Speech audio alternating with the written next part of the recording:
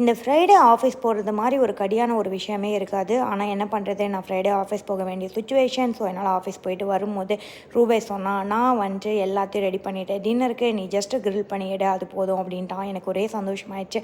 அப்பாடா இன்றைக்கி ஒரு வேல்யூ இல்லை அப்படின்னு சொல்லிட்டு. ஸோ அவன் வந்து விவியனை ஸ்விம்மிங் கிளாஸ் கூட்டிகிட்டு போகிறதுனால என்னை வந்து கிரில் பண்ணி மட்டும் எடு அப்படின்னு சொல்லியிருந்தான். ஸோ வந்துட்டு எல்லாத்தையும் கட் பண்ணி சிக்கனை வந்துட்டு மார்னிங்கே வந்துட்டு வாங்கிட்டு வந்து எல்லாத்தையும் மேரினேஷன் போட்டு ரெடியாக வந்துட்டு எடுத்து வச்சுருந்தான். ஸோ இப்போ எனக்கு வந்துட்டு சிம்பிளாக ஒரு வேல்யூ இல்லை, இன்க்ளூடிங் காய் கட் பண்ணி அதை வந்துட்டு எங்கே வைக்கணுமோ எல்லாத்தையும் வச்சுட்டு போயிட்டான். ஸோ நம்ம இப்போ என்ன பண்ண போகிறோம்னா, சிக்கன் எடுத்து அந்த வெஜிடபிள்ஸ்குள்ளே வந்துட்டு வச்சு கிரில் பண்ணி எடுக்க போகிறோம். ஸோ கிரில் பண்ணும்போது ஆப்வியஸ்லி ஒரு 1 hour பக்கம் ஆகும். ஏன்னா சிக்கன் வேகணும் இல்லையா. அதுக்குள்ளே நம்ம சாரும் வந்துட்டு ஸ்விம்மிங் கிளாஸ்லாம் முடிச்சுட்டு வந்துட்டார். அதுக்குள்ளே சிக்கனும் வந்து வெந்துருச்சு.